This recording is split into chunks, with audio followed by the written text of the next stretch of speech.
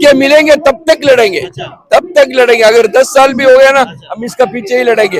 हम किसी राष्ट्रीय और मदद इसके इसमें नहीं है। हम सिर्फ जो है ना, हमारा पैसेंजर्स एसोसिएशन है, हमारा जो लोग में मतलब हम मांगे सिर्फ पीओसी। हमें चाहिए POC, point of call, Kannur airport के लिए। कन्नूर एयरपोर्ट अभी 6 साल हो गया, 5 साल तक मिलेगा बोलकर हम लोग वेट कर रहा था। अभी 6 साल हो गया, 6 साल तक अभी तक नहीं मिला। इसलिए हम यहाँ तक पहुंचा हुआ है हमारा डिमांड बताने के लिए। हमारा साथ अभी तक जितना एमपी है और मंत्रालय है, सब लोग अच्छी तरह बातचीत कर चुका है, मिलेंगे बोलकर, लेकिन अभी तक मिले नहीं है। इसी वजह से हम यहाँ खड़े हुए। हमें लोगों से वादा किया एमपीओ ने, अभी सेशन चल रहा पार्लियामेंट का, इसमें आप लोगों की आवाज उठी? इसमें भी आवाज उठे हैं, इसमें भी कम से कम 6-7 एमपीओ का आवाज उठे हैं, लेकिन अभी तक ये नहीं हुआ क्योंकि ये नहीं पता।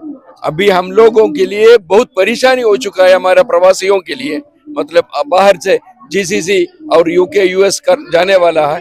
कन्नूर एयरपोर्ट से जाने के लिए दूसरे एयरपोर्ट से 100 किलोमीटर आगे जो एयरपोर्ट है, उधर से जाने से 3 गुना पैसा देना पड़ता है, क्योंकि यहाँ एयरपोर्ट में फ्लाइट कम है, फॉरेन एयरलाइंस नहीं आ रहा है। इसी वजह से हम मांगता है एमिरेट्स, इतिहाद, जो भी फॉरेन एयरलाइंस है वो आए, वो हमें सर्विस करें। देखिए, यहाँ कुछ ही दूरी पर प्रधानमंत्री जी भी सेशन चल रहा है, उड़ान मंत्री भी है, आप उनको क्या मैसेज देंगे? उनको यही मैसेज दिया है, हमें हमारा कन्नूर एयरपोर्ट बचाओ, हमें पीओसी दे दो। यही हमारा वॉइस भी यही है। हमको पीओसी देने के बाद हमारा ये नहीं है, मतलब उधर कम से कम 40% आदमी लोग बाहर से काम करने वाला है, उनके लिए एयरपोर्ट जरूरी है। और एयरपोर्ट के लिए भी और केरल के लिए भी टूरिज्म बहुत अच्छी तरह डेवलप होने के लिए ये पीओसी का जरूरत है, क्योंकि उधर बहुत बड़ा ड्राइविंग बीच है, बहुत बड़ा हैंडलूम सेक्शन है, टेक्सटाइल्स का सबसे बड़ा ये जो एक्सपोर्ट एक्सेलेंस अवार्ड मिल चुका है। तो हमें we are here gathered for getting foreign international aircraft for Kannur International Airport. We have been waiting for last 6 years, and we were promised that after 5 years we'll be having foreign airline service. But after 5 years, when we approach the authority, they're saying after 5 years they're saying we have to be in a metro city. But this airport is built with the 2,000 crores of rupees we spend for that, with a public-private limited investment, and we are running in not in a good shape now. We need to have more flights, then only we can survive further. And also we have SAARC ASEAN agreement is there for open sky policies. As per that policy, we can have more flights without any POC. That also not yet published. So we need to include Kannur Airport into that list of SAARC ASEAN agreement, so that we get more flights. That's also one of our demand.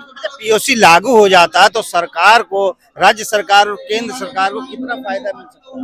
बहुत फायदा मिल, क्योंकि हमारा मुल्क है इतना tourism के लिए बहुत डेस्टिनेशन अच्छा हुआ है, अभी तक अनएक्सप्लोर्ड है.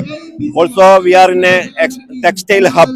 We are the best excellence award we got as a city for exports of textiles. Also we have longest drive-in beach. Also we have Asia's biggest naval academy, and all is unexplored destination for tourism is available there. Only because of foreign airlines we are not developing. अच्छा, चुनाव के अंदर किसी मंत्री ने या CM ने कोई वो वादा किया था कि आपको जीतने के बाद? सीएम तो इसका पीछे ही है। हमारा सीएम, पूरे मंत्री लोग, पूरे एमपी लोग इसके पीछे पड़े हैं, हमारे साथ इकट्ठा कर। आखिर मजबूरी क्या है सरकार को, जब इतना फायदा भी होना है इससे? तो सरकार का भाषण यही है, सरकार इंडियन ओरिजिन एयरपोर्ट को, एयरलाइंस को प्रमोट करने के लिए ये कर रहे हैं, but Indian airlines are running in loss. Most of the airlines. आगे भी हम जाएंगे, हम तब तक ये मिलेंगे तब तक लड़ेंगे, तब तक लड़ेंगे। अगर 10 साल भी हो गया ना, हम इसका पीछे ही लड़ेंगे। हम किसी राष्ट्रीय और मदद इसके इसमें नहीं है।